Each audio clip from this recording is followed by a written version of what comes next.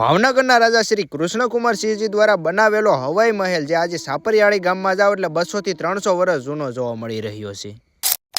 તો જય માતાજી મિત્રો, હું છું તમારો પ્રિય ધનીલો લોગ ને સ્વાગત છે તમારું મારા મોરમીની વ્લોગમાં। તો આજે આપણે આવી ગયા છીએ સાપરિયાળી ગામમાં, જ્યાં કહેવામાં આવે છે કે કૃષ્ણકુમારસિંહજી દ્વારા બનાવેલો હવાઈ મહેલ જે 200 થી 300 વર્ષ પહેલા બનાવેલો મહેલ આજે એક જર્જરિત હાલતમાં જોવા મળી રહ્યો છે। અને લોકો દ્વારા પણ કહેવામાં આવે છે કે એક દિના સમયે આ મહેલ એક રજવાડો અને એક જાગતો મહેલ કહેવામાં આવતો। અને આ મહેલની ખાસ વિશેષતા એ છે કે બહારની બાજુ ને પાછળની બાજુનો ગેટ એક સરખો જોવા મળી રહ્યો છે, પણ સમય જતા પવન વરસાદના લીધે આ મહેલ એક ખંડેર અને જર્જરિત હાલતમાં જોવા મળી રહ્યો છે। અને આ મહેલની ખાસ વિશેષતા એ જોવા મળી રહી છે કે આખો મહેલ એક પથ્થરો દ્વારા બનાવવામાં આવેલો છે। સાપરિયાળી ગામમાં હવા મહેલ આવેલો છે, જે આપણા રજવાડા રાજા મહારાજા અને કૃષ્ણકુમારસિંહ દ્વારા બાંધવામાં આવેલો છે મહેલ, અને આજે એક જર્જરિત અને ખંડેર હાલતમાં જોવા મળી રહ્યો છે। કહેવામાં આવે છે કે પહેલાના સમયમાં રાજા મહારાજા અહીંયા રોકાતા અને પોતાનો સમય આ જગ્યા ઉપર વિતાવતા હતા, પણ આવનારા સમયમાં સોશિયલ મીડિયાના જમાનામાંથી આપણે બહાર આવીને આવા મહેલોને ઉજાગર કરીએ અને બને તેટલા આપણે આવા મહેલોને લાઈવ જોઈ શકીએ એવી અમારી આ મહેનત અને તમારા બધાના સાથ સપોર્ટથી અમે આવા ઘણા બધા ઇતિહાસો તમારી સામે લાવતા રહીશું। અને મિત્રો, તમે આ મહેલની હાલત જોઈ શકો છો, જે રણ વિખણ તરીકે જોવા મળી રહી છે। અને તમે જેવા મહેલની અંદર જશો એટલે ચિત્રકારો અને કોતરકામો પણ અલગ અલગ ભાતના જોવા મળશે। આજે પણ વર્ષો જૂના લાકડા એ જ હાલતમાં જોવા મળી રહ્યા છે, અને પથ્થરોની દિવાલમાં ક્યાંય તવડો પણ નથી દેખાતો, પણ સમય જતા આજે હાલત તૂટેલી ફૂટેલી અને વૃક્ષો ઉગી ગયેલી જોવા મળી રહી છે। આ એ ઝરૂખા છે જ્યારે એક દિના સમયે હાહાકારના હોકારા સાંભળવા મળતા અને ચારેય બાજુ વાતાવરણ શાંતિમય જોવા મળતું, પણ સમય સંજોગના લીધે આજ હાલત કાંક આવી જોવા મળી રહી છે। અને મિત્રો, શું વાત કરવી કે સમય કેવો હોય છે જ્યાં રાજા મહારાજા જેમના સિપાહીઓ જેમના એક જ હોકારે માથા દઈ દેવાની વાત આવી જતી, એ સમય આજે જોવા નથી મળતો। પણ મિત્રો, આવનારા સમયમાં અમે તમને આવા ઘણા બધા ઇતિહાસો બતાવતા રહીશું, એટલે ફોલો ન કર્યો હોય તો ફોલો કરી નાખજો। બાકી તો આજનો લોગ આ સુધી વ્લોગ કેવો લાગ્યો કમેન્ટ કરી નાખજો, ન હોય તો ફોલો કરી નાખજો। મળશું પાછા આવા લોગ સાથે। બાય બાય ને જય માતાજી।